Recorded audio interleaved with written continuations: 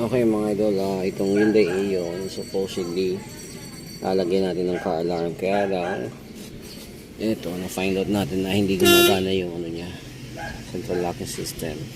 Ito yung module ng central lock. Ito yung wire niya, putol. Kailangan buksan tong panel.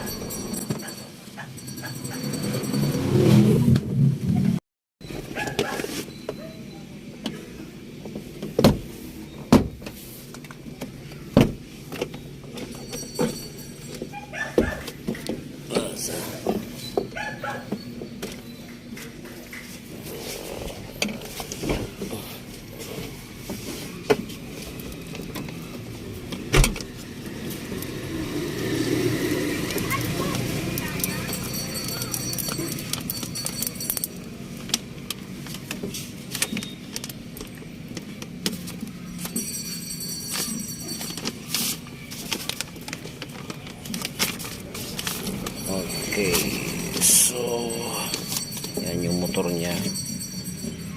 Ito yung motor.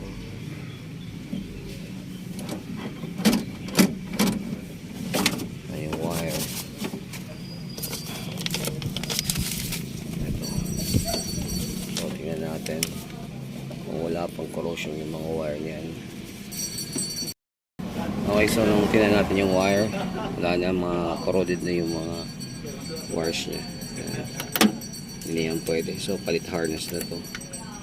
Wala na. Papalitan ng harness. Probably libo na. Pati yung module. Para walang hassle. Kasi ano ito eh. Nabili niya. Andito na itong dati. So yan. Report mo natin sa kanya. Okay. So yan. Nakausap na natin yung may-ari. So pumayag na siya na palitan na ito ng buo. So yan na yung harness na ginawa natin.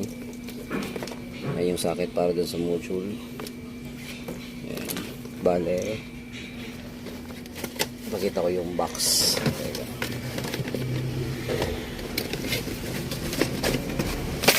So yan. Yan yung mga motor na yan. Ay apat siya. Dito yung module. Ayan. Saksak yan dito sa socket. Ayan. So yan muna ang install natin bago malagyan ng car alarm itong Hyundai Ion. So simulan natin na i-install yung mga motor pati yung wiring.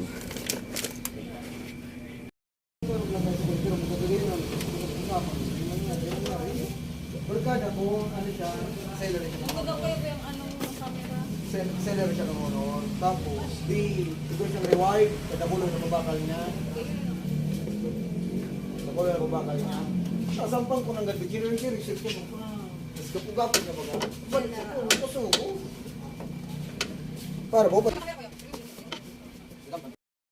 Okay, so yan, na-install natin yung bagong central locking system. So yan yung bagong module. Naset up na natin yung motor. Bagong motor yan.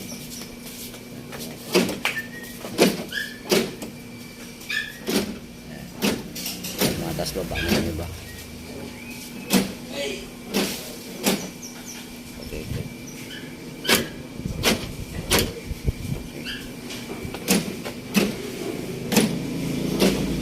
Okay, yung mga motor niya na lahat ng pinto, bago yan lahat. Okay, so pinakita ko kanina na set yan. Okay, so yan, since na-install na yan, pwede nang ilagay yung car alarm. So ito yung car alarm. Yan. Okay, so yan, natanggal na natin yung lumang module. Nilagyan na natin ng panibagong car alarm. So yan yung bagong car alarm. Yan yung bagong module. Okay. So yun na nga. Supposedly dapat talagyan namin ng alarm, kaya lang nung na-find out ko na hindi gumagana yung central locking system, kaya inuna mo natin yung central locking system na ilagay bago yung car alarm. Okay, so tingnan natin. Yan yung remote. Lock. Unlock.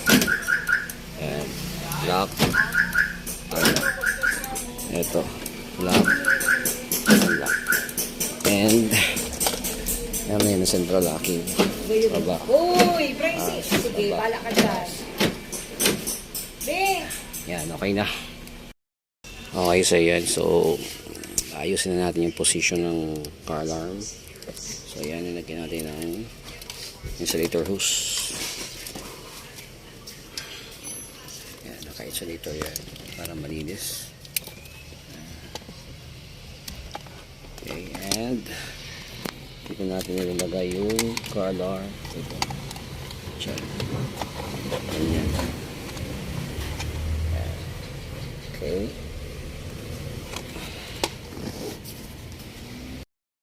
Yan, natin ng double adhesive. Ayan.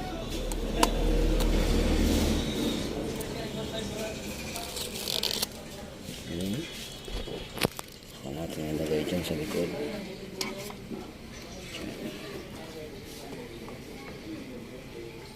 Okay.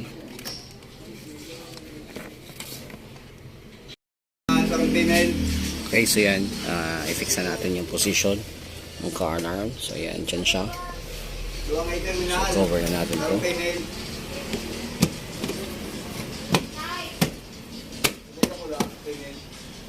And ito, may cover to dito.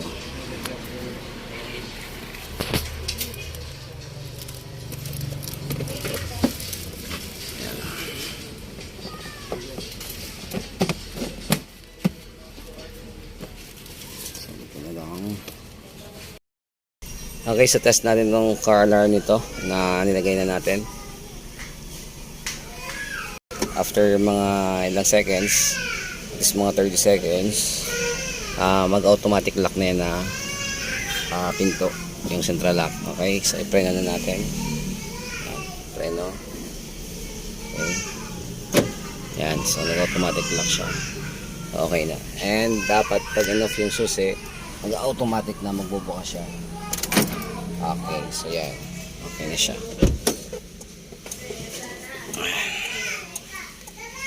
So try natin yung lock unlock sa remote. Try natin dito sa lock unlock sa remote. Ayan. Lock. Unlock. Yung iba, tingnan natin.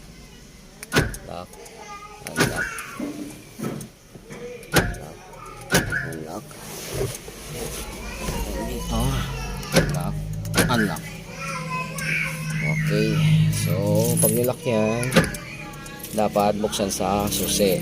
Pag hindi binuksan sa susi, mag-a-alarm yan. Tulad nito, yan, pag binuksan lang yung luwan yan, tapos bubuksan, yan, mag-a-alarm na siya. Kasi dapat bubuksan sa remote. Yan, so okay na. Tapos na.